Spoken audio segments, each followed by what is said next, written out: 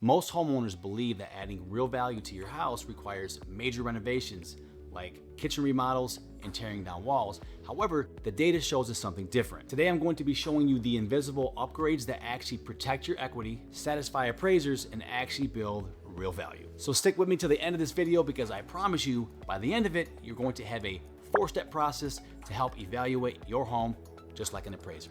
Let's get started. To avoid wasting any money, we first need to understand how an appraiser actually evaluates your property. If homes in your area typically sell between $400,000 and $450,000, and you put $90,000 into a custom kitchen, an appraiser is not going to automatically justify that extra $90,000 and give you, say, $550,000 because they are bound by local comparable sales in your area called comparables. So that luxury kitchen is instantly going to be absorbed by the neighborhood ceiling.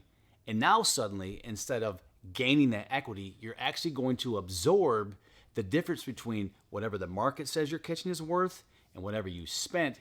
You're going to absorb that as a financial loss if you don't understand how to do this correctly. What I would recommend that you do instead is take a step back and look at these specific things in your market. What is the average home of your square footage in your zip code actually selling for on the high end? Are buyers in your area paying for high-end luxury finishes, or are they paying for move-in ready, well-maintained homes?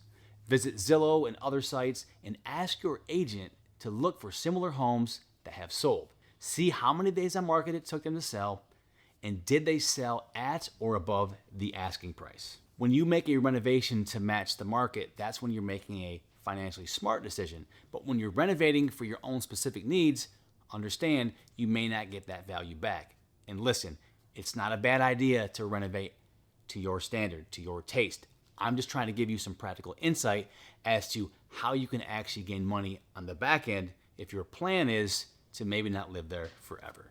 You may be wondering, how do appraisers actually do the math then? There are a variety of different ways, but the main way that I want to talk about today is not based on what you put into it, but based on the price analysis of your market.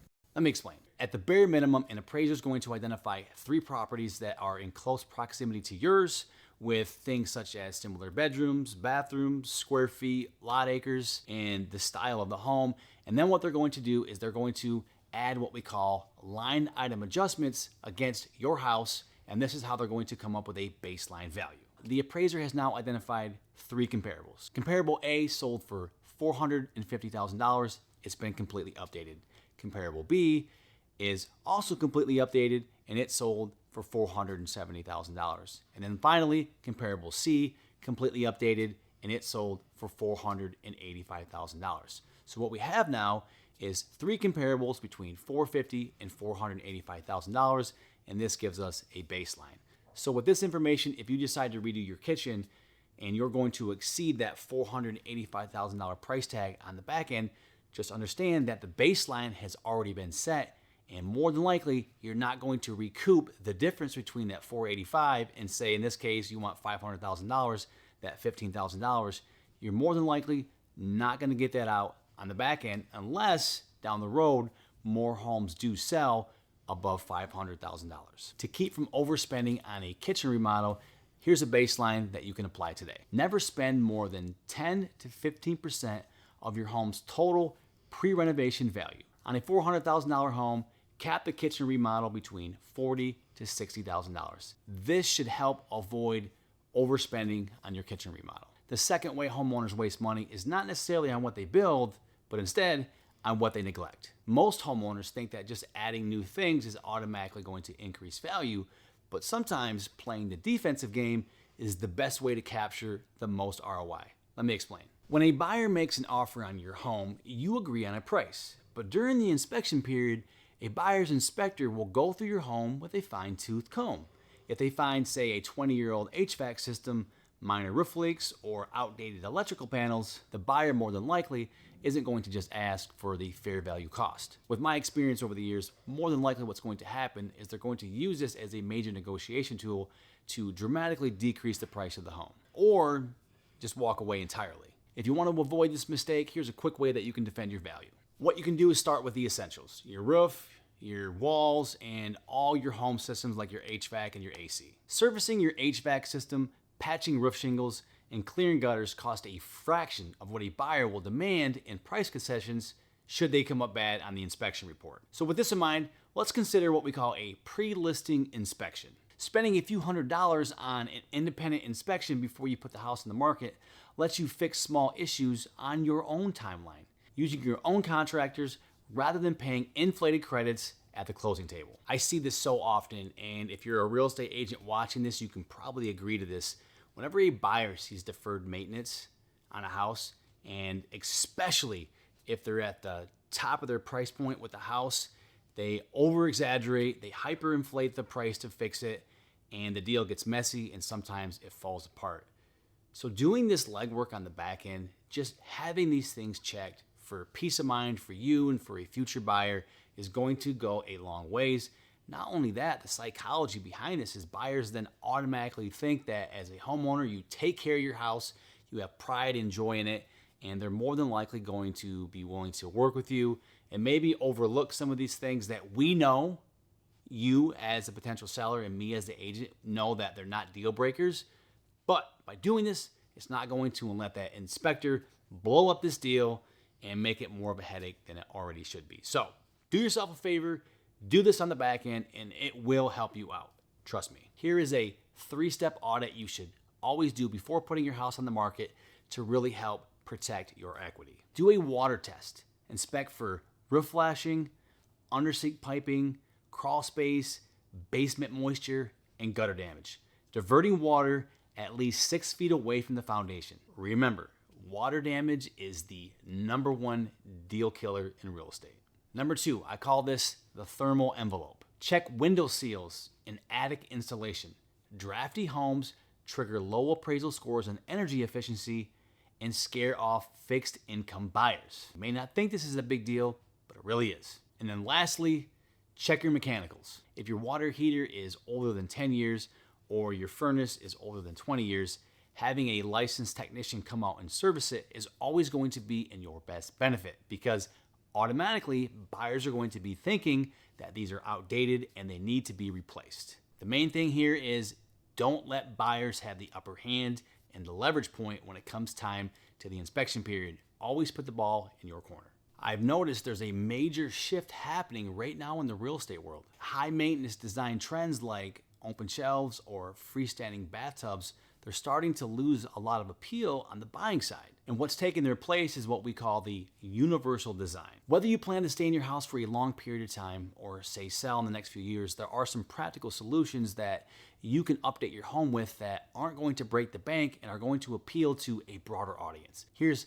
3 simple things that if you apply today are going to give you the most amount of return on the back end. Converting those tub shower combos to walk-in showers. A low or 0 threshold walk-in shower is safer, easier to clean, and highly attractive to buyers of all ages. Swapping traditional round doorknobs for ergonomic lever handles and installing bright LED task lighting under cabinets. Ensuring that essential living spaces like a full bathroom and primary bedroom are fully accessible on the main level. These simple changes are going to automatically open up your home to a larger pool of buyers, making your house more in demand and more sellable.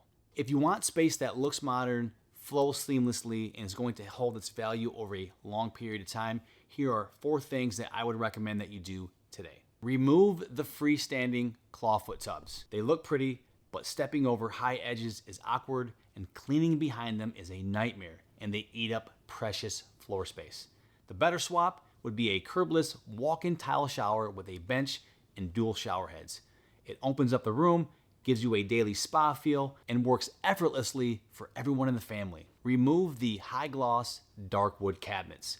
Dark wood shrinks the room, and that high-end gloss finish shows every single fingerprint, smudge, and scratch. The better swap, light-toned cabinets with lower pull-out drawers. Light colors make the kitchen feel bigger, while pull-out drawers mean no more crawling around to find a missing pot. Remove the decorative round doorknobs. They're hard to turn when your hands are full of groceries and can quickly make a room feel dated. The better swap, matte black or brushed nickel lever handles. They give your doors an instant style upgrade and pop open with a simple push of an elbow. remove the narrow pantry and interior doors. They create visual choke points and make hauling laundry or moving furniture feel like a game of Tetris. The Better Swap, 36-inch wide doorways with smooth, flush threshold. Wider openings make your home feel bright and spacious while allowing people, strollers, and luggage to pass through seamlessly. When you design a home based around smart design choices, you build a home that's better to live in today and easier to sell tomorrow. The best way that you can retain your equity in your house through perceived value is having a paper trail of all the work that you've done over the years. Because the last thing that you want is an appraiser or a buyer to walk through your house and start guessing as to whether or not things were done properly.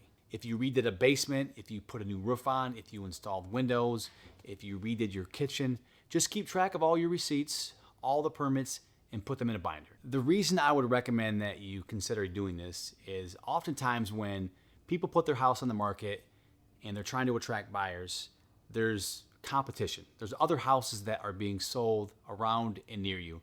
And any potential seller, of course, wants the most amount of money that they can put in their pocket.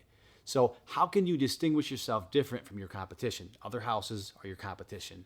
By loving your home, taking care of your home, keeping track of all these records. If a buyer is sitting down and they're analyzing property A, B, and C, and the difference between your house and your competitors is it looks like it was cared for better than your competitors and you've kept track of everything, and the buyer no longer has to guess as to when these things were being done, there's a very realistic high probability that they're not only going to give you what you want, but they may pay a little bit more if it's the perfect house. And this is how you're always going to be ahead of the competition and having your house in the premium state to sell, allowing you the best chance to get the most amount of equity in your pocket. To wrap all this up, remember, to increase your home's value doesn't mean dipping into retirement savings to put flashy upgrades into your house. It just really comes down to making smart, calculated moves that most people aren't thinking about. And to recap, remember this: know your neighborhood's comp ceiling so you never over-improve. Protect your equity by fixing mechanicals before an inspection finds them.